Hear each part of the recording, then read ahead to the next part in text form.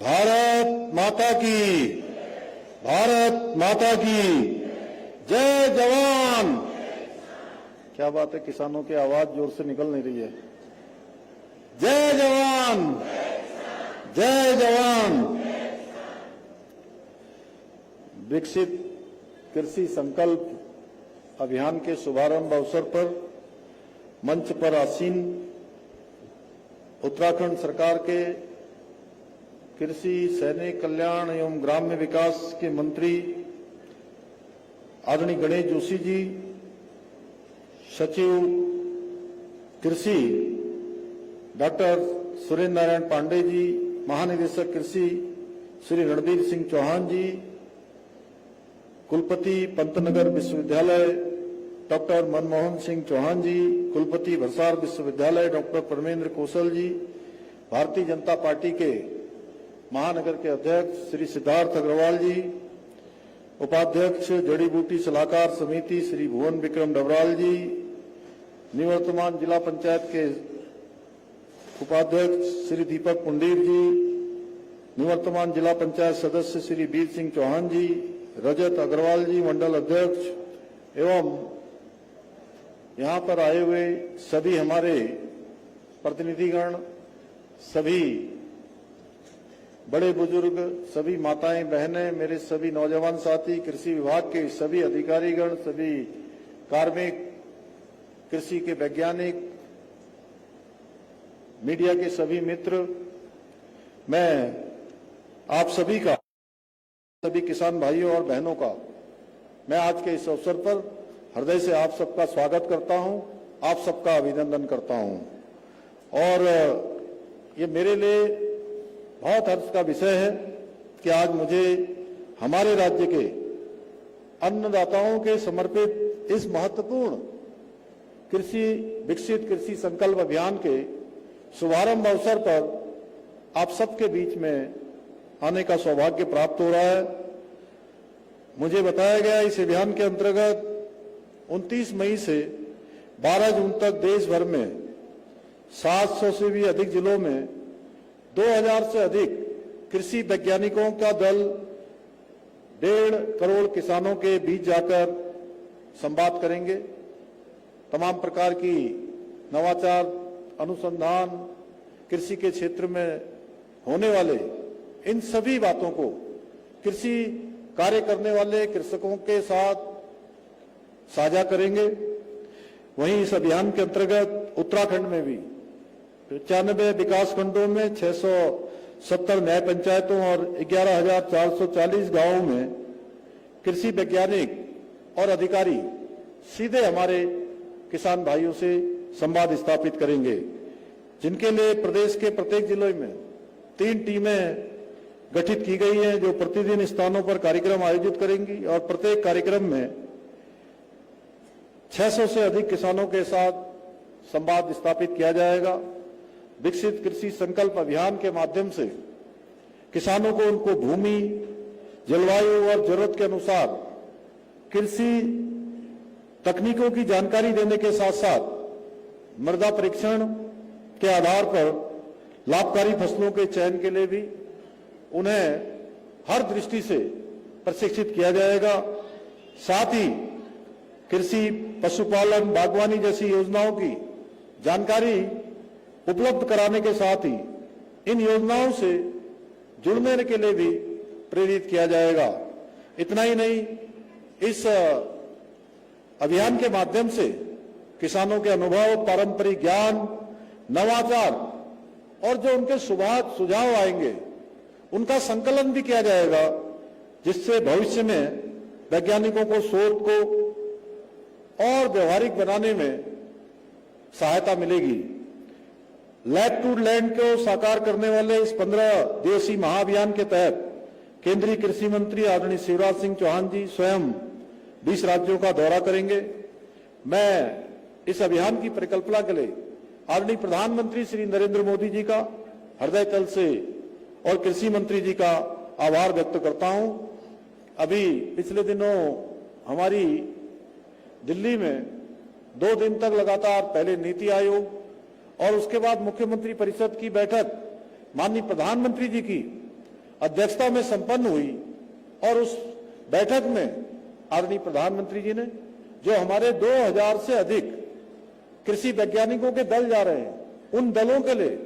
प्रत्येक राज्य के मुख्यमंत्री को उन्होंने स्वयं वहां से कहा कि आप सब लोगों को इसके शुभारंभ अवसर पर निश्चित रूप से सबको सम्मिलित होना चाहिए, जिससे कि उनको और प्रोत्साहन मिले, जिससे किसानों के बीच में जाकर वो और नवाचार और अच्छे संवाद स्थापित कर सके। साथ ही मैं इस अवसर पर किसान भाइयों से भी आग्रह करता हूं, बहनों से भी आग्रह करता हूं कि वो इस अभियान में बहुत सक्रियता से भाग लें, भागीदारी करें और इसका अधिकतम लाभ उठाकर खेती को उन्नत और कैसे लाभकारी बनाया जा सकता है, कैसे जो शोध और अनुसंधान हुए हैं उनको कैसे अपनाया जा सकता है, कैसे उनको व्यवहारिक रूप से उतारा जा सकता है। इस प्रकार के जो कार्यक्रम आयोजित होते हैं उनका उद्देश्य यही होता है कि हमारे किसान भाइयों को आगे बढ़ने के लिए प्रेरित किया जाए, उनकी कृषि को अच्छा बनाया जाए, उनको अधिक से अधिक मुनाफा हो, उनकी फसल अच्छी हो। भाइयों बहनों, मुझे पूरा विश्वास है ये अभियान हमारे राज्य की कृषि क्षेत्र को और आधुनिकता और नवाचार के माध्यम से ऊंचाइयों तक पहुंचाने के साथ साथ हमारे अन्नदाता किसान भाइयों को सशक्त, समृद्ध बनाने की दिशा में एक मील का पत्थर साबित होगा। भाइयों बहनों, आदरणीय प्रधानमंत्री जी के दूरदर्शी नेतृत्व में आज भारत विकसित राष्ट्र के संकल्प को साकार करने की दिशा में तेजी से आगे बढ़ रहा है। इसी संकल्प के साथ केंद्र सरकार द्वारा हमारे अन्नदाताओं की आय दोगुना करने के लिए भी निरंतर अनेक प्रयास किए जा रहे हैं। जहां एक और देश भर में 11 करोड़ किसानों को प्रधानमंत्री किसान सम्मान निधि योजना के माध्यम से आर्थिक सहायता देकर उनको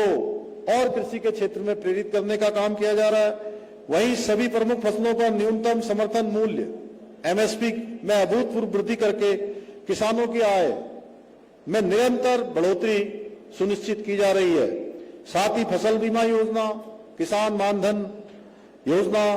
मृदा स्वास्थ्य कार्ड, बागवानी विकास मिशन, कृषि यंत्र सब्सिडी, बूंद-बूंद सिंचाई योजना, डिजिटल कृषि मिशन जैसी अनेक योजनाओं के द्वारा किसानों को लाभ पहुंचाने के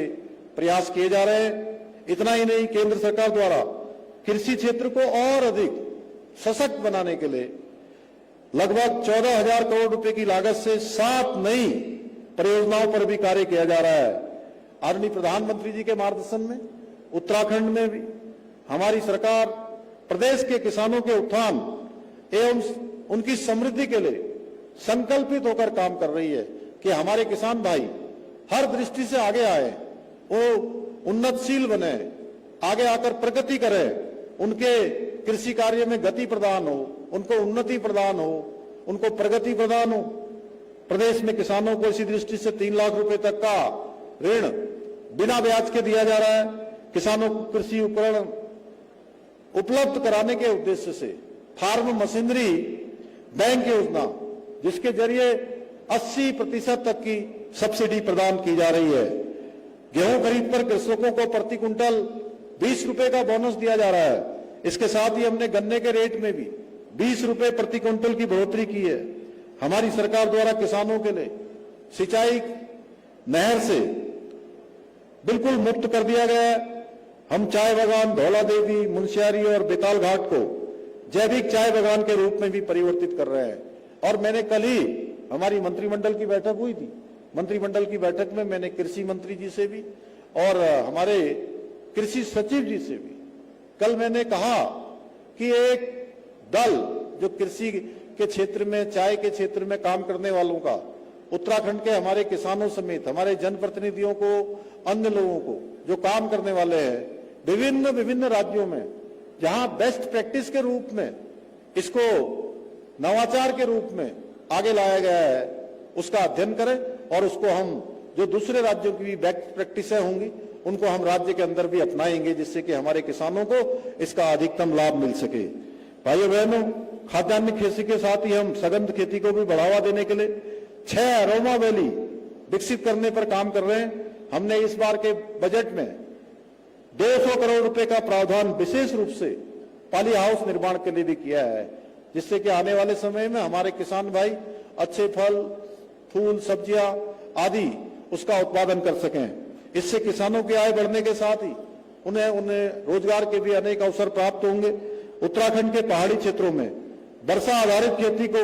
नई ऊंचाइयों पर ले जाने के लिए लगभग 1000 करोड़ रुपए की लागत से Uttarakhand climate responsible rainfed farming project को भी स्वीकृत किया गया है। सब्जियों की तरह ही फलों के उत्पादन को बढ़ाने के लिए भी हमारी सरकार विभिन्न स्तरों पर काम कर रही है। हाल ही में हमारी सरकार ने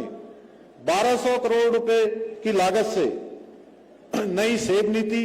कीवी नीति, state millet mission, dragon fruit नीति जैसी कई महत्वपूर्ण योजनाओं को लागू किया है। इन नीतियों के तहत बागवानी को प्रोत्साहित करने के लिए किसानों को 80% तक की सब्सिडी प्रदान की जा रही है। भाइयों बहनों,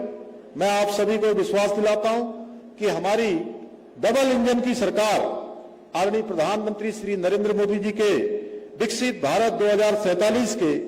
विकल्प रहित संकल्प को साकार करने के लिए, अन्नदाताओं के कल्याण के लिए इसी प्रकार संकल्पबद्ध होकर निरंतर कार्य करती रहेगी। और जब हम विकसित भारत की बात करते हैं, विकसित कृषि संकल्प अभियान की बात करते हैं, तो भाइयों बहनों, हमें हर क्षेत्र में विकसित होना है। विकसित भारत तभी बनेगा जब विकसित उत्तराखंड बनेगा, और विकसित उत्तराखंड तभी बनेगा जब उत्तराखंड का हर जनपद, हर विकासखंड, हर न्याय पंचायत और हर पंचायत विकसित होगी, तभी उत्तराखंड विकसित बनेगा और तभी भारत भी विकसित बनेगा। तो मैं आज इसी विश्वास के साथ आप सभी को पुनः इस अभियान का अधिक से अधिक लाभ उठाने का आप सबसे आग्रह करता हूं कि आप सबके माध्यम से जो कृषि के क्षेत्र में अनेक नवाचार हो रहे हैं, अनेक अनुसंधान हो रहे हैं, अनेक नीतियां राज्य सरकार की और केंद्र सरकार की आ रही हैं, उनको जन जन तक पहुंचाना है, उनका लाभ स्वयं भी लेना है और अन्य लोगों को भी इसका लाभार्थी बनाना है। इतना ही आप सबसे करता हूं। बहुत बहुत धन्यवाद।